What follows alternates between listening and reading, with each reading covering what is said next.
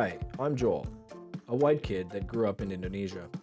I'm interested in the unvarnished look, an examination of the driving force for art. In this series, I'm going to explore the relationship between places, the place you leave to the place you go, and the place that develops in between. That third space can be a strange and wonderful fusion, a hybrid for creative magic. These conversations will hopefully develop a composite picture of a third culture artist who has straddled multiple worlds and how that influences their expression through art. All right. Oh. Hey, Kevin. Hello. How's it going? Fantastic. I feel like every time I start these, I don't actually know how to start, but officially, welcome to Third Heat series.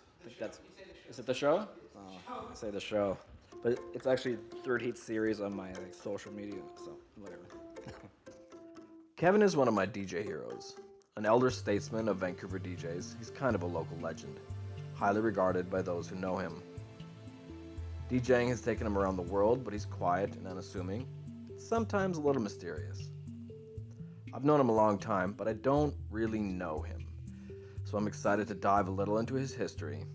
I'm sure he's got some stories. Plus, he's just a cool guy. We both love music. Kevin Shiu, welcome to the show. Why am I nervous suddenly? That's crazy. Before we get into questions for you, I want to just have a little tiny talk about when I first saw you DJing in Vancouver. Okay. It was at the Lotus, and you were going back to back with John Morgan, and it was a Power Plant Records night, I think, at Lotus. Yes. Yeah, and the stage was not where it was when it closed. It was like against the other wall. Yes. Yeah. That was my first Lotus experience, was seeing you DJ. Yeah, that was a great nightclub. Yeah. On Abbott Street, in the basement. Literally a block away. Yep, a block away. Yeah. Cool. You're kind of like a legend in Vancouver as far as electronic music goes and as far as DJing goes. And so I'm excited to have you here. But let's dive into maybe just where you're from. Like where you were born, where you grew up, when you moved to Canada. Just give me a short little... Okay. Well, I was born in Hong Kong. And in my teenager years, my parents sent me to boarding school in England, in Wales, actually. Yeah. So I kind of spent a few years there, and then later on moved to Canada when I was 16 years old. And then I've been here since. Oh, crazy. Wonderful city of Vancouver. So it was straight to Vancouver? Yep. Oh, crazy. So you finished your high school here? I finished my high school here. I came here when I was halfway of my grade 11. Yeah. And then just kind of, finished my high school. Cool. Did you find was the move a big change? Because those are kind of right in formative years at a specific the end of high school is very formative, right? Yes. It was a big change, but I'm already kind of used to the change because even before that, when I went from Hong Kong to England, that was actually a bigger change because it was a boarding school. Mm-hmm. And I went there by myself without my family, so that was actually the bigger part. So by the time I do the second move to Vancouver, it seems a little bit easier. Okay. There was a little bit, you're kind of like, okay, well, now I'm here. But in the boarding school, it's tough because you're in an environment with all these people from everywhere, and then you just kind of have to make friends with everybody and fight your way through it and just try to have fun while you can. That's funny. We have a shared story in that. The last year before I moved back to Canada from Indonesia, I went to boarding school. Yep. And I was the only Canadian in a school full of Americans. Wow. It wasn't the best experience. No, boarding school is a little bit tough. Yeah. But at that time, it was very interesting because it was during the 80s, and music in England at the time was just amazing. I mean, they had Live 8 in 1985. Oh, yeah. And from new wave to punk to reggae to early sort of like pop, the MTV, all those stuff happened in the 80s. Mm-hmm. So it was a very interesting time because when you're in boarding school, every kid liked their own music. We all buy tapes and then we come back. Everyone have a little stereo system, a ghetto blaster, and whoever has the biggest ghetto blaster, that's the one we play music on. So every week someone will go and buy some tapes. Yeah. One week could be UB40, next week will be Prince, and then we just listen to that same tape over and over for the whole entire week. And instead of having 10 stereo going, you can't because you're in a room. So you basically, whoever's got the biggest stereo. So we kind of grew up listening to a variety of music in that dormitory. And we just kind of, we loved it. Music was very exciting at the time. Yeah. So that was sort of like my early crack on falling in love with different music other than the one your parents try to feed you. Yeah. Yeah. Because it was like punk, it was just a bit of everything. There was a lot of like fringe culture that was starting to creep in. The punk was a big one, and it was exciting time in England. In the mid '80s, was very exciting as far as music goes, and people rebelled. They wanted to do something totally different than the past, and there was so many new artists, just pop artists that become huge. Yeah. All in that 5-10 years era. Did you have any like? Did you go to any events while you were in the UK? When I was 15 years old, I stumbled to Live Aid. Oh yeah. Yes, and then to people that don't know about Live Aid, arguably it's one of the biggest concerts in the world. Yeah. Ever. Yeah. You know, so I was 15 years old, and that was the first time that I actually stay up all night. Yeah. Without just stay up because of the hype and the excitement of the music.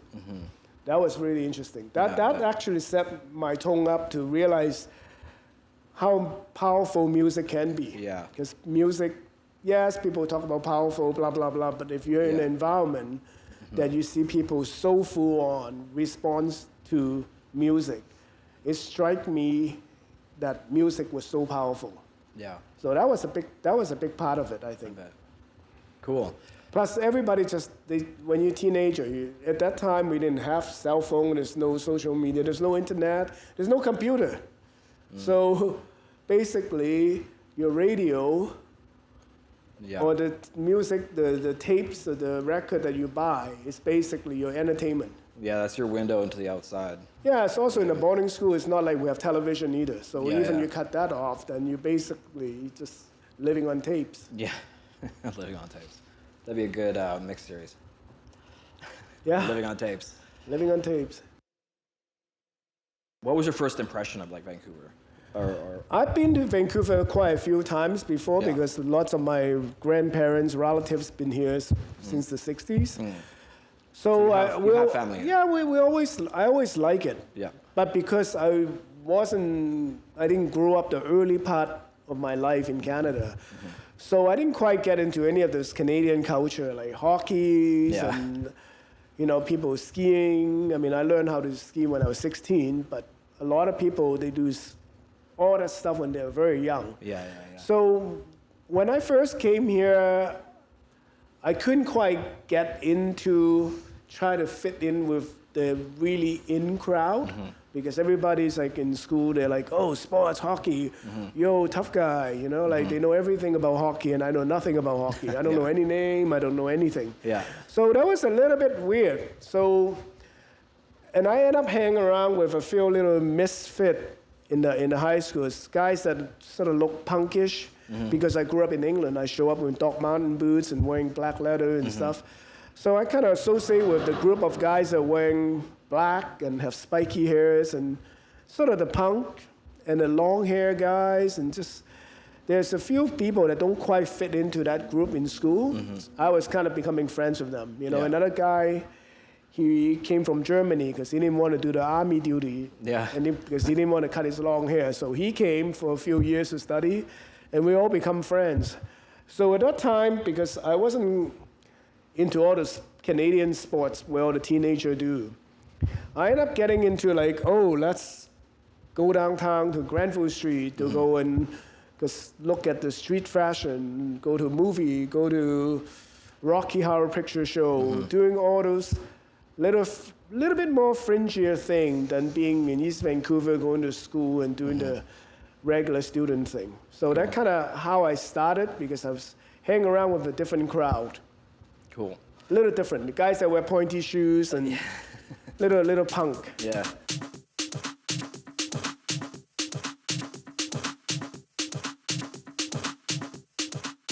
So in those early, like in your early 20s, you were already like starting to like DJ? No, I started off as a hairdresser. Yeah. Because it was my first job taking the SkyTrain to downtown. I was 18 years old. Yeah. And coming downtown, try to hand a resume. Yeah. The first thing I saw was white spot. So I dropped off a resume there. And I had long hair and I had ear piercings and all that stuff. And they kind of look at me going, nah, we don't really hire guys with long hair working here. Yeah. So I'm like, okay, forget about it. And I tried to, another place I applied was a hair salon across the street. And I walked in there, they got David Bowie blasting in his stereo. And everyone was kind of cool. Yeah. And I was like, okay, maybe I try to apply there. And then they were the one that first took me in. So they look at me like, okay, well, you look a bit strange with the long hair and the piercing, but you know, well, you can learn how to shampoo and sweep floors. Yeah. That's kind of how I started in the hairdressing. Cool. So from the hairdressing, within the first week, I wasn't sure. I was just doing it as a part-time job. Yeah. Because I need some extra money to buy all the cool clothes. Yeah. And within the first week, now this is a personal story, this is a good one. My boss was, the salon I worked at was a fairly reputable, good salon and been around since the 60s. Mm-hmm. And the boss' wife took me to a fashion show. Now I was this 17, 18-year-old boy, first week starting hairdressing. I know nothing. Yeah. And they took me to a fashion show to assist her. I was in the backstage in a fashion show. And I just see all these models running around, running around with no clothes on. They were just cool. The good music was played, smoking cigarettes. And I'm like, man, some of my friends are picking up garbage right now in the McDonald's on Main and Terminal. Yeah.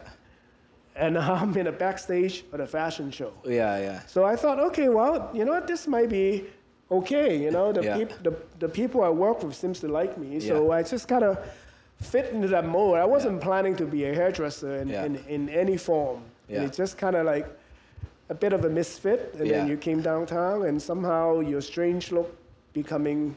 So it was the culture of it that drew you in, essentially. It was a little bit of a culture, for sure, but I was just basically an 18-year-old boy surrounded by beautiful people. I thought I was such a... It was cool because you know, other people were just taking out garbage can. Yeah. And I'm in a backstage at a fashion show, so that kind of got me into the hair business. Mm-hmm. And then within the first few years, I do quite well because just maybe when you're new in town, nobody really know that much of your past. You just kind of There's some you just start something new. And you say, okay, well, I'm cool now, so here you go. Yeah. So the next thing you know is I start going to nightclubs because all our friends were at that age. We just start hitting nightclub, and there was a few nightclubs in Vancouver that was very iconic, and we were the regular, like living there literally 5 nights a week. Yeah, and we met friends, and tons of friends. And when you're young, you're new in a country. You kind of want to meet new friends. Yeah. You know, and school you couldn't quite fit in because people already have from grade 1 to grade 12. They have 11 years, 12 years of making friends. When you arrive, the last year of it, it's hard to build those friendships, even though you think you're cool. But you know, people don't have history of you. You know, it's not like, oh, I've been playing with you since you were 5. You know, I didn't have any of those. It's a hard reset. Yeah, it's a bit of a hard reset. So when I dive into the nightclub, everybody's 19, and 17, 18, 19, whatever, at that age. And it was quite exciting because those places were lots of fun. So I met a lot of people, and a few of my friends, we start talking about throwing parties because, oh, you're a hairdresser, you know a lot of people, you're downtown, you go out every night, and So let's just combine together and start becoming a promoting. Yeah. We're like one of the earliest group of people promoting nightclubs in Vancouver. Yeah. At least we think we are. Yeah. In the late 80s, Yeah, yeah. early 90s. Yeah. Cool. And that, so that just kind of steamrolled. Like once you were in, you've been in for a long time now. Yes, because the nightclub promotion at that time was very cool because we didn't even have cell phone. And we just have collect people phone numbers. Yeah. And we would call, say, hey, we're going to have this party. Come, you know? Yeah. And at that time, most nightclubs in Vancouver were just kind of rock and roll, headbanger clubs, some are pop. Most of them have bands playing. So the few clubs that have DJs were becoming quite cool. So that's kind of how we started the whole club thing. Did you start on vinyl or did you go, was it pre-vinyl? Well, I didn't start DJing for another few years. The first 2-3 years was just nightclub promotion. Yeah. And we would bring DJs. Actually, we first started at a different location. It was in Yaletown. It was a few little space that we just rent out a space, go to Granville Island, get a keg of beer and sell beer and make money, and we just laugh. And then the nightclubs start saying, hey, why don't you come and work with us? You don't have to buy beer, you don't have to hire a bouncer, we'll pay for your DJs and we'll pay for the promotion. And you get to keep the cover charge. So that's kind of how we thought, okay, that's good. And at that time, electronic music also becoming quite a thing slowly. Yeah. So we start doing club nights and stuff and start having DJs and doing theme nights. Yeah. And we used to bring, like, I mean, the first opening night I remember on a Tuesday night, we had like 700 people showed up. Wow. It was nuts. Yeah. Cool. Wow. On a Tuesday. On a Tuesday. Now you yeah, can't yeah, even get 700 people on a weekend. Yeah, yeah. What happened to Vancouver? What happened in Vancouver? So tell me a bit about, because I know that we're going to be filming you DJ, opening for Sasha. Yes. In a week, a few days? Yeah. In about a week? A week or two, yes. Yeah. And I know that you have like a history with Sasha, because at one point in time, Sasha and Digweed were like the top 2 DJs in the world according to DJ Mag, and like, and I know I have an affinity for them because my second release that came out, and which was my first release on vinyl, I was told, like, this is obviously like still dial-up internet, but like they were opening their sets with my track. Cool. That was what I was told at the time by the vinyl Yeah, distributors. those guys were pioneer of the UK DJ scene. Like if you were around in that time, there was no way that you're not crazy by them, because they were the first 2 that were so amazingly putting music together. The compilation they put out were their Global the Underground best series. at the time they were really they sell millions at that time. Yeah. So tell me about your history with Sasha, because I know you have a history with him. How I got involved with them is actually quite interesting. So now we have to go back a little bit on the story of Lotus. Yeah. Well, I started doing different club nights, and I was resident at different nightclubs from Graceland to Mars to Lotus later on. Every few years, we go to a different nightclubs, and I become the resident DJ.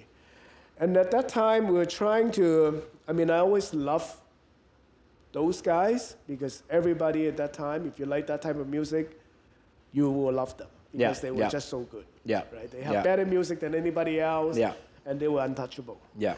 So at that time, we figured it out, okay, who's the manager that managed them? Oh, okay, it's a guy named Jimmy from New York, and he's also a DJ.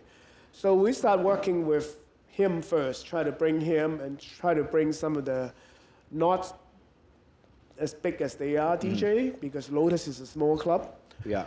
And since we start doing that, we built up a relationship with him, and they're like, okay, well, this guy's a good DJ.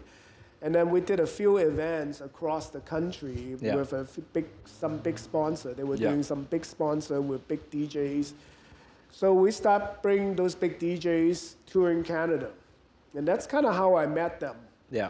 And then along the way, it just fit the mold. You know how to, because you study about them for so long. You understand the music roots. I mean, it was a big learning curve because it's still so nervous to these days. It's very intimidating because no matter what I do, and there's always a room of DJs in there, like, who is this Kevin guy that get to be up there doing this with this big guys? Yeah. So it's always a bit intimidating, but done it enough times, it gradually got a little easier. Yeah. But still, to this days, it even though there's so many big DJs now, but it's still, you get the butterfly. Yeah. Yeah. And so I'm kind of just worked my way into it, and then done a few tours with them all around the world and in different parts of the world. And did you used to play with Sasha in Asia? Yeah, I did. I did a tour with him in probably at least 5 to 10 different cities. Yeah, wow. Everywhere. Cool. It's interesting. It gave me a good glimpse of what it's like to become a world-famous DJ. Yeah, yeah. Without being that famous, but which is nice because after I've done all that, I realized I actually do not want to become an international DJ. Yeah, interesting. It's good to have the taste and have the experience to do it. Yeah. But to continue doing it, to try to stay in the game, to try to stay up, is actually not where I wanted to go. Interesting. It's nice to have a taste. Yeah, for sure. But if you actually have to live up to expectation every single time to a brand new audience that pay big bucks to see you. Yeah. And then you almost need your own team. Then it's not just you doing. You need a team, but DJing is a funny thing. It's every time you show up, okay, you like to think you're that great, but you don't know what your audience are really in, what do they like? Yeah. Or you don't know how deep involved they are with music. Not everybody have the same listening skill. Not average clubbers. Depends on geographically what part of the world you are. Different city like different music at the time. Yeah. And it was nice at the time, but now it's getting even more challenging, I think, because you have to non-stop promoting yourself. Not just the music. Music is actually a small part of it now. Yeah, you have to have social media followers, you have marketing. To be well-liked, you can have the look, you can have every little thing. Merch. Everything. Yeah. And it's still tough because the bigger you are, then you actually become the person that out there just to try to please everybody.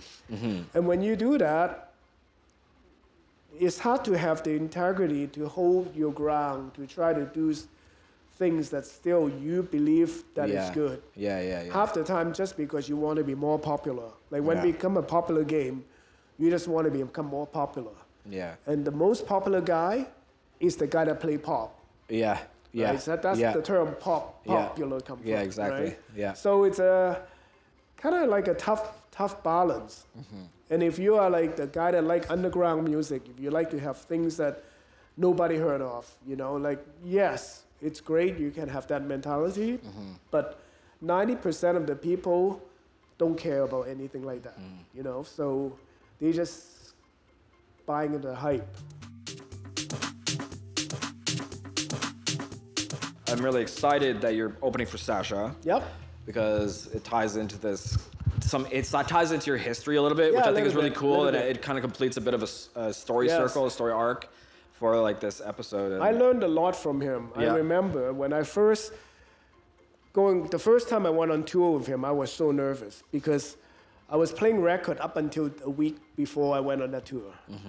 The manager told me, listen, we can't have you have all the records flying from different city. What if your record doesn't make it out on the plane? Yeah. What are you going to do? Yeah. You need to play CD. You need to play CD. I'm like, wow, I don't know. Wow.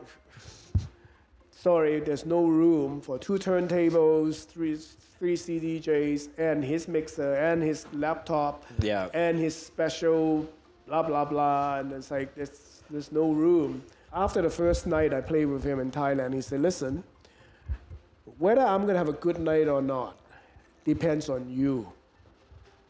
So when he said that to me, I was like, oh, no, this is the guy that you dream of being on the same stage with. Now he's telling me that whether he's going to have a good night. What does he mean by that? Yeah.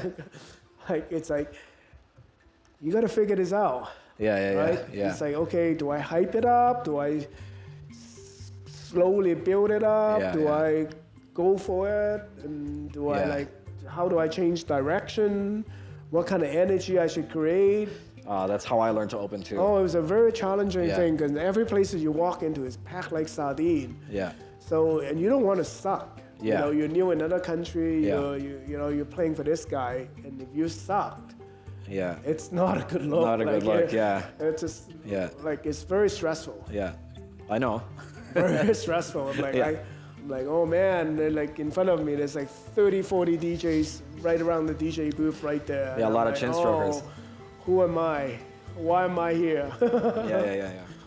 But yeah, so anyway, they taught me a lot because it's just, okay, some night you actually kind of go for it, you know, and then you kind of tone it back down again just before they go on. Cool. I learned a lot. Yeah.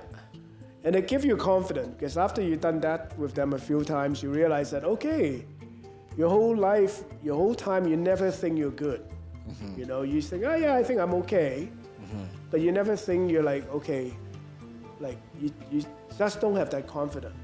It's very Yeah. tough to have that confidence because those guys are like, wow, the CD, everything Yeah. looks so glamorous. I'm just a Yeah. guy in Vancouver. That, Yeah. Like, Yeah. whoa. I know that feeling. Like how you Yeah. know what I mean? Like, Yeah. okay, I'm still trying to mix. Yeah. Meanwhile, I got the CD thing I'm dealing with Yeah, yeah. versus records. I'm like, oh no. Literally, I've always just liked good music. Yeah. And when you like it so much, you want to play them. And Yeah. people often ask, why are you a DJ? I say, buddy, you have control of the volume. Yeah. You know how much fun that is? Yeah. It's true. Like, you're forcing music on people Yeah. that you like. Yeah. It's a good feeling. Yeah. You know, and that's probably why so many people are doing it now. It's like, Yeah. okay, well, you know, Yeah. I'm playing music. Yeah. Kevin's got a lot of experience, and our conversation went long, and I wish I could have included all of it in this episode. Maybe I'll recut it and put it online for another time. But I'm gonna let him end with his philosophy in life. The most important, I mean, I'm quite philosophical when I'm talking about this kind of stuff. I think the most important thing, first of all, you just gotta have a good time no matter what you do. Don't feel like you need to struggle. Yes, everything is a struggle because Yeah. you do have to put in that 10,000 hours to become good at doing something. Yeah. Back then, learning how to play records, we have to practice a lot. I know.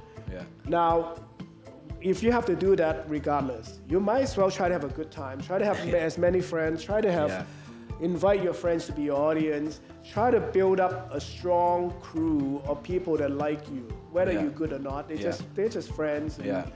Try to build a culture around you. Because when that happens, you can start having influence on other people, Yeah. right? When you have influence on other people, people will believe you and follow you. So try to have fun. Try to just do it in a smile and Yeah. work hard at it and don't give up. I mean, in the same time, you also have to think about, okay, financially, like what do I do to get by? Make sure I can sustain myself because being a starving artist, you can only do that for a very short period of time Yeah, in that's life. true. Eventually, it will wear you down. Yeah. Right, and then when you're 20 years old, starving artist is cool. When you're, I get to a certain age, suddenly it's like, no, I can't sustain a lifestyle like this. Yeah. So try to have fun and smile and learn from people and just be open and just consistent, being consistency that keep doing it.